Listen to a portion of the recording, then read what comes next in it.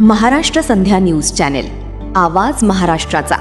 मुख्य संपादक समाजभूषण तानाजीराव कांबळे। गावापासून शहरापर्यंतच्या लाईव्ह बातम्या पाहण्यासाठी चॅनेल सबस्क्राईब करा। घटनातज्ञ आदरणीय माने साहेब आपल्या सोबत आहेत। साहेब, काय सांगाल, उद्या उपवर्गीकरण हटाव महामोर्चाचं प्रचंड असं आयोजन करण्यात आलेलं आहे। आत्ताच आपली बैठक संपूर्ण पण आपण निघालेली आहोत। सोबत आदरणीय माजी आमदार माने साहेब आहेत, नितीन भाऊ मोरे आहेत। घटनातज्ञ म्हणून आपण याकडे आता कसं पाहताय?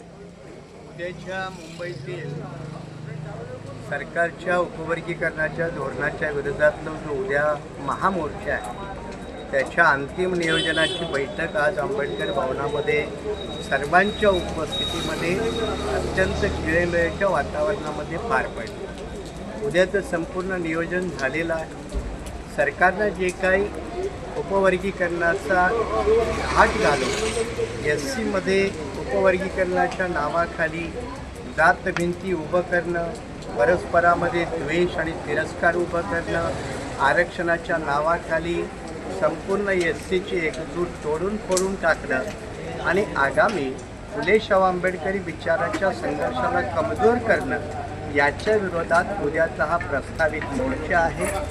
उद्याचा मोर्चा हा सरकार विरोधातला आहे। तो काही कुठल्या समाज, व्यक्ती, जात समूहाच्या विरोधात नाही, तर फडणवीस सरकार, महाराष्ट्रातील BJP, शिवसेना आणि राष्ट्रवादीचं जे सरकार आहे, ते जाणीवपूर्वक उपवर्गीकरणाचा अजेंडा आवश्यक नसताना, गरज नसताना राबवते। त्याचा धिक्कार म्हणून उद्याचा एल्गार मोर्चा। मोर्चाच्या पूर्वसंध्येला अनुसूचित जातीच्या 27 आमदारांनी या उपवर्गीकरणाला जो या पूर्वसंध्येला पाठिंबा दिला आहे, मुख्यमंत्र्यांची भेट घेऊन त्यांना तशा आशयाचं पत्र दिलं आहे।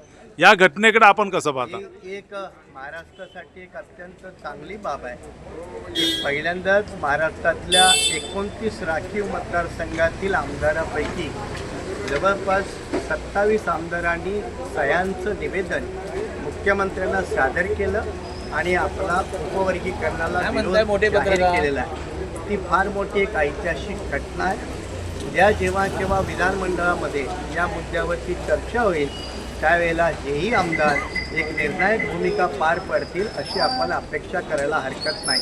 सर, एक सेकंद, आपल्यासोबत चर्मकार समाजाचे, राष्ट्रीय चर्मकार समाजाचे नेते, राष्ट्रीय अध्यक्ष, माजी आमदार बाबूराव माने साहेब आपल्यासोबत आहेत। परवा दिवशी आम्ही या मीटिंगला होतो, तुम्ही नव्हता, परंतु त्या ठिकाणी एक गोष्ट प्रकर्षानं जाणवली की तुम्ही असाल, घोलप साहेब असतील, अजून एक कोणतरी चर्मकार समाजाचे नेते आहेत। ह्या तिघांच्या वेगवेगळ्या संघटना 3 जरी असल्या तरी एकाच पत्रावर वर्गीकरणाच्या विषयावर आपण पाठिंबा दिलेला आहे। ही अत्यंत महत्त्वाची आणि लक्षवेधी अशी घटना आहे। आदरणीय बाबूराव माने साहेब, आपण काय सांगाल? हा जो उपवर्गीकरणाचा जो घाट सरकारने घातलेला आहे, तो भविष्यातल्या आमच्या पिढ्या बर्बाद करण्याचा हा सगळा प्रकार आहे। आणि मग आम्ही जर वेळी सावध झालो नाही, एकत्र आलो नाही, तर मात्र आमच्या समाजातल्या भविष्यातल्या पिढीची फार म्हणजे वाट लागणार आहे। आणि म्हणून वेळ प्रसंग बघून आम्ही सगळेजण एकत्रित आलेलो आहोत आणि एकोप्यानं बौद्ध समाजाच्या खांद्याला खांदा लावून ही लढाई आम्ही लढतोय।